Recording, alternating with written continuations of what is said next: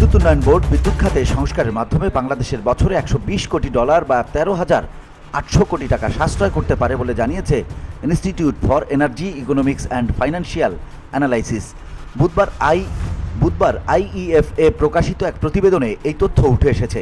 বর্তমানে সরকারি ভর্তুকির মাধ্যমে পিডিবির এই ক্ষতিপূরণ করা হচ্ছে। প্রতিবেদনে বলা হয়েছে, শিল্প কারখানার ব্যবহৃত অর্ধেক ক্যাপটিভ জেনারেটরের বিদ্যুৎ জাতীয় গ্রিডে স্থানান্তর, 3000 মেগাওয়াট নবায়নযোগ্য জ্বালানি সংযোজন, 2023-24 অর্থবছরের তুলনায় লোডশেডিং 5% নামিয়ে আনা এবং ট্রান্সমিশন ও ডিস্ট্রিবিউশন লস 8% সীমাবদ্ধ করার মাধ্যমে এই সাশ্রয় অর্জন সম্ভব। 2019-20 অর্থবছর থেকে 2023-24 অর্থবছর পর্যন্ত পিডিবির মোট বার্ষিক ব্যয় 2.6 গুণ বেড়েছে, যেখানে আয় বৃদ্ধি পেয়েছে মাত্র 1.8 গুণ। ফলে অর্থনীতিকে সচল রাখতে বিদ্যুৎ সরবরাহ নিশ্চিত করতে সরকারকে মোট 1,26,700 টাকা ভর্তুকি দিতে হয়েছে।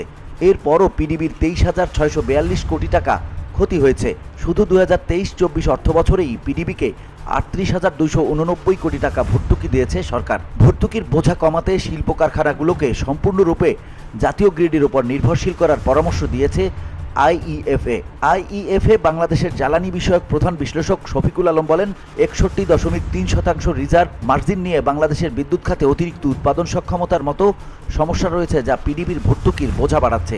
ফলে বিদ্যুতের দাম বারবার সমন্বয় করার পরও বড় অঙ্কের রাজস্ব ঘাটতি এবং ভর্তুকির বোঝা ভবিষ্যতেও থাকবে বলে আশঙ্কা করা হচ্ছে। তিনি বলেন, বিদ্যুৎ খাত সংস্কারে জ্বালানি সাশ্রয় বিবেচনা করে বিদ্যুতের চাহিদা পূর্বাভাসের পদ্ধতি, জীবাশ্ম জ্বালানি ভিত্তিক নতুন বিদ্যুৎ কেন্দ্রে বিনিয়োগ সীমিত করা, নবায়নযোগ্য জ্বালানি ব্যবহার বৃদ্ধি, শিল্প কারখানাগুলোকে গ্রিড বিদ্যুতের দিকে স্থানান্তর ও বিদ্যুৎ গ্রিড আধুনিকায়নের পরামর্শ দেওয়া হয়েছে। পাশাপাশি বয়লারের মতো গ্যাস চালিত যন্ত্রপাতি ধীরে ধীরে বৈদ্যুতিক সিস্টেমে স্থানান্তরেরও প্রস্তাব করেছে সংস্থাটি। এর ফলে অতিরিক্ত বিদ্যুৎ বিক্রির মাধ্যমে পিডিবির আয় বাড়বে বলে জানিয়েছেন শফিকুল আলম। সংস্কারের প্রথম পদক্ষেপ হিসেবে প্রতিবেদনে 2025 সাল থেকে জ্বালানি সাশ্রয় এবং চাহিদা স্থানান্তরের বিষয়গুলি বিদ্যুতের চাহিদা পূর্বাভাস তৈরির জন্য সরকারকে আহ্বান জানানো হয়েছে। Bangla news desk.